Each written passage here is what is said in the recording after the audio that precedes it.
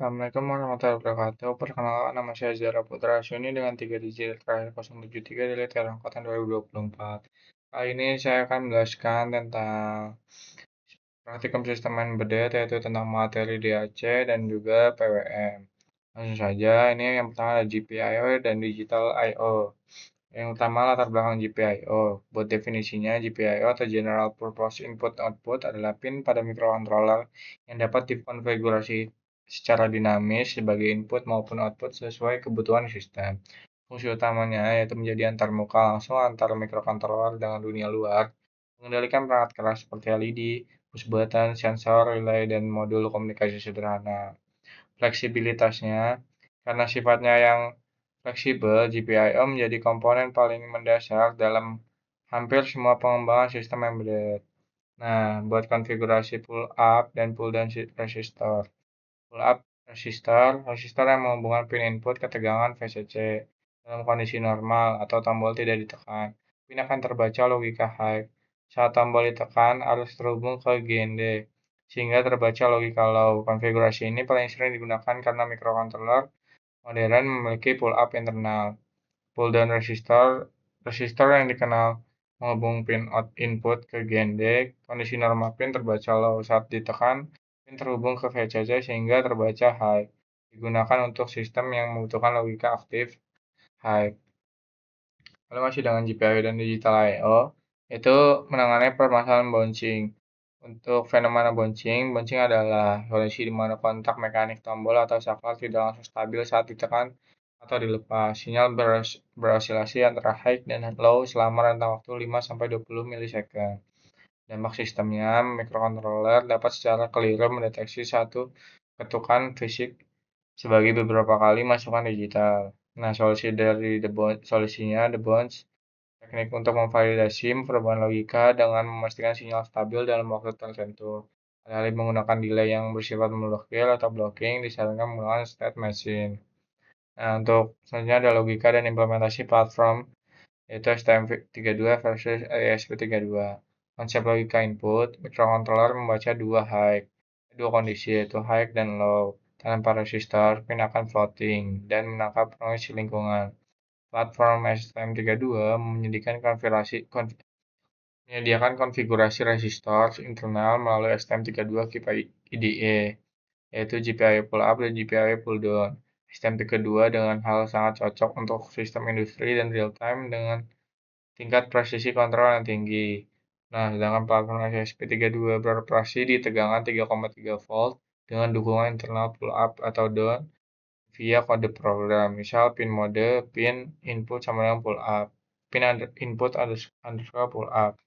Memiliki arsitektur yang sangat unggul untuk proyek berbasis IoT dan komunikasi nirkabel. Selanjutnya ada interrupt dan timer. Konsep dasar interrupt dan terminologi. Yang buat definisi interrupt yaitu mekanisme peringatan real time dari perangkat keras atau lunak yang memberitahu CPU bahwa ada kejadian kritis yang membutuhkan perhatian instan. Buat mekanisme kerjanya, CPU menjadi program utama, menyimpan status atau context saving, dan melompat mengeksekusi ISR atau interrupt service routine. Nah, vektor tabelnya itu array khusus dalam memori yang menyimpan indeks dan alamat unik untuk setiap rutinitas ISR di microcontroller. Nah, selanjutnya ada arsitektur interrupt, yaitu NVIC pada STM32 dan interrupt matrix pada ESP32. Untuk STM32 yaitu NVIC diatur oleh Nested Vector Interrupt Controller pada Core ARM Cortex-M. Latensi sangat rendah, hierarki prioritas ketat, deterministik, dan mendukung interupsi bersarang atau nested interrupt. Pada ESP32 yaitu interrupt matrix menggunakan arsitektur dual core. Interrupt matrix merutakan sumber interupsi ke salah satu dari dua CPU core, memberikan fleksibilitas ekstrem untuk mendistribusi beban kerja, terutama saat CPU lain sibuk memproses paket jaringan Wi-Fi. Selanjutnya masih pada interrupt dan timer, yaitu external interrupt dan priority grouping. Nah, XT atau external interrupt mengubah pin GPIO menjadi pemicu otomatis, mampu mendeteksi mode racing rising edge atau lonjakan naik, atau falling edge, penurunan tegangan, tanpa perlu CPU melakukan metode pengecekan manual atau polling. Nah, priority grouping.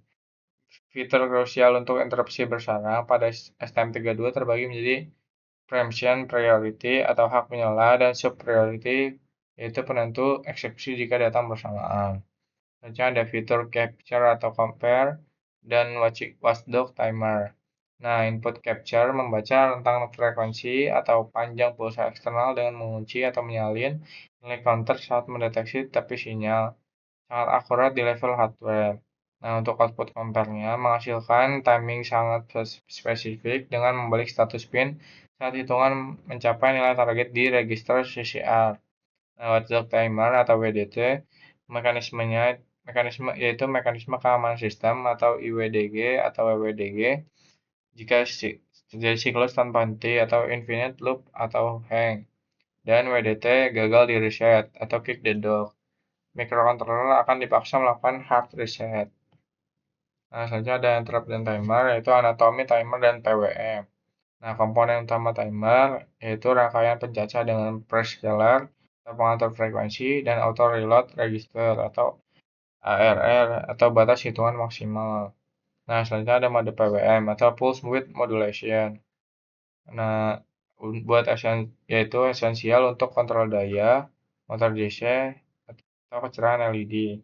Menghasilkan gelombang kotak di mana lebar pulsa atau duty cycle dikendalikan melalui register CCR atau capture atau compare register.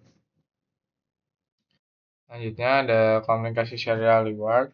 Nah, esensi komunikasi reward yang pertama itu protokol sinkron, yaitu universal asynchronous receiver transmitter beroperasi mandiri hanya melalui dua jalur, yaitu transmit atau TX dan receive atau RX tanpa menggunakan sinkronisasi jalur clock eksternal. Kesepakatan parameter yaitu karena sifat asinkronnya dua perangkat, yaitu pengirim dan penerima, wajib diatur pada konfigurasi perangkat lunak dan kecepatan aliran atau baud rate yang identik. Selanjutnya ada struktur frame data.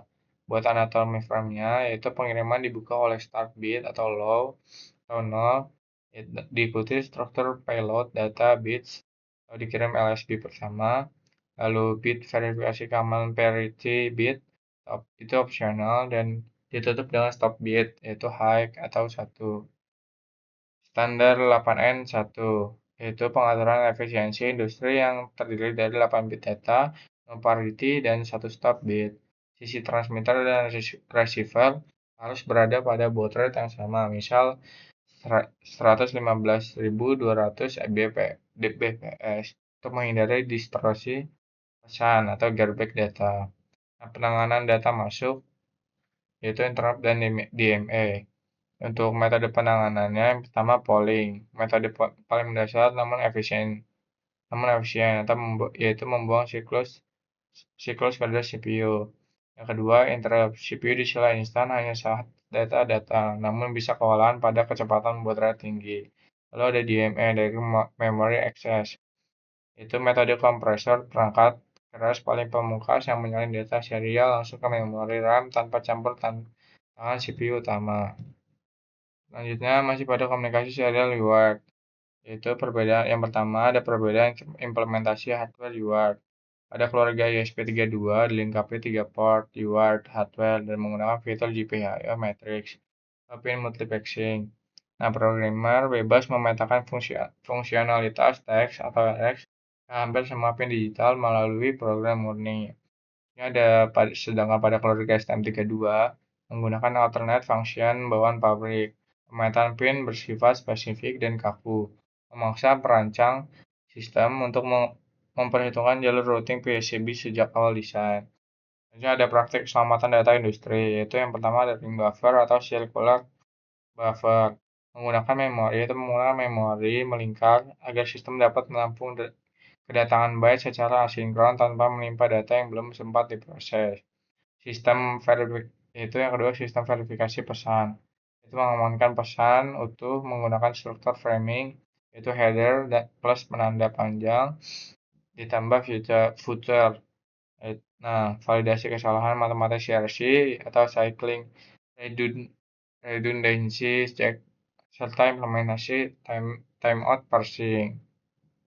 Kesimpulan akhirnya, penggunaan optimal GPIO, manajemen interrupt dan timer, yaitu NVIC atau interrupt matrix, serta implementasi komunikasi serial reward berbasis DMA dan ring buffer adalah fondasi utama untuk merancang sistem embedded berskala industri yang tangguh. Selanjutnya kita langsung saja untuk melihat video saat praktikum dan penjelasan dari program. Nah, untuk percobaan ini untuk percobaan pertama pada praktikum yang kelima, yaitu tentang DAC dan PWM. Ini buat programnya seperti ini. Nah, ini untuk programnya. Langsung saja kita lihat video saat praktikum itu dilakukan. Nah, ini untuk videonya untuk percobaan yang pertama pada praktikum DAC dan PWM. Ini buat videonya. Langsung saja kita simak buat videonya.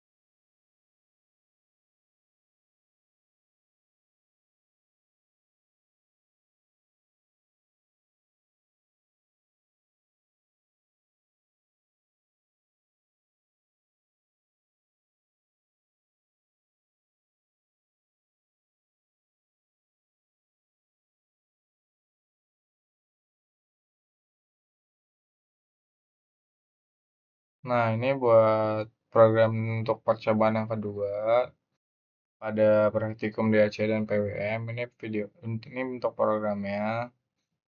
Kita lihat untuk programnya seperti ini kurang lebih. Nah, langsung saja kita lihat video saat praktikum itu. Nah, ini video saat kita running programnya pada percobaan kedua di praktikum tentang DAC dan PWM. Ini buat programnya, langsung kita running saja. Dan ini kita langsung simak saja videonya.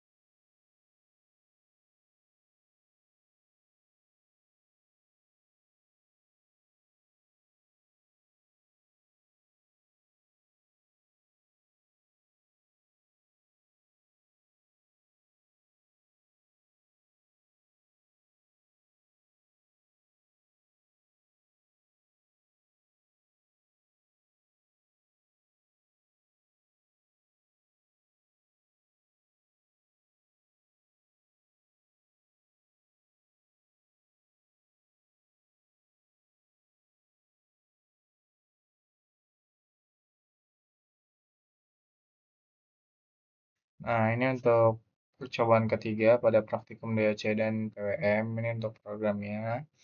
Kurang lebih seperti ini, kita simak buat programnya. Nah, ini untuk programnya kurang lebih seperti ini. Langsung saja kita ke video saat praktikum itu dilaksanakan. Nah, ini video saat praktikum pada percobaan ketiga untuk praktikum DAC dan PWM. Ini buat programnya. Langsung saja kita running dan kita simak videonya.